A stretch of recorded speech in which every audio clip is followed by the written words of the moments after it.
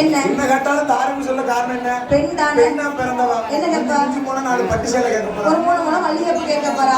இல்ல அடவுல இருக்க செயினை திருப்பி தாரமுன்னு கேட்க போறா. கோயில் கூடாம பக்கத்து வீட்டுக்கு பாட்டு போறேன், நானும் பாட்டு போறேன், கொஞ்சம் செயினை கிட்ட திரும்ப கொள்ளுவாங்க. அப்படி கேட்பான்னு நினைச்சு பகவான் லேசா இடம் போட்டுட்டாரு. சரி. பார்வதி என்ன நினைக்கிறா? என்னையே பிரிஞ்சு தவம் இருக்க சொன்னாருல்ல.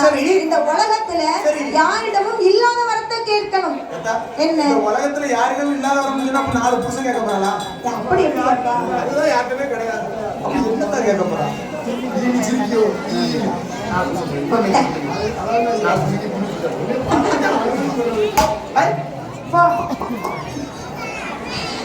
ஏ பார்வதி என்ன வேற வேணுமோ கேளு. என்ன கேட்டாலும் தாரண்டா. பார்வதி நினைச்சா பிடிச்சாலும் பிடிக்கணும் புளிய மரத்து கொப்பை. புளிய மரத்து கொப்பை பிடிச்சோம்னா வளைஞ்சு கொடுக்கும். ஆமா. மத்தபடி முருங்கை மரத்து கொப்பை பிடிச்சோம் முறிஞ்சிரும். உடனே பார்வதியானவள் என்ன வரம் கேட்கிறா தெரியுமா? அந்த ஆண்டவனாகப்பட்ட சிவபெருமான் ஆண்டவி பார்வதா தேவியானவள் என்ன வரம் கேட்டாலும் தருவீங்கல்ல? கண்டிப்பா நீ என்ன கேட்டாலும். என் பார்வதிக்கு போவதான் மிச்சம். பார்வதி போக மிச்சம் இல்லைன்னா என்ன அர்த்தம்? என்ன? A to Z வரை என்ன கேட்கலாம். சரி ஆண்டவா, எனக்கு என்ன வரம் வேணும் தெரியுமா? என்ன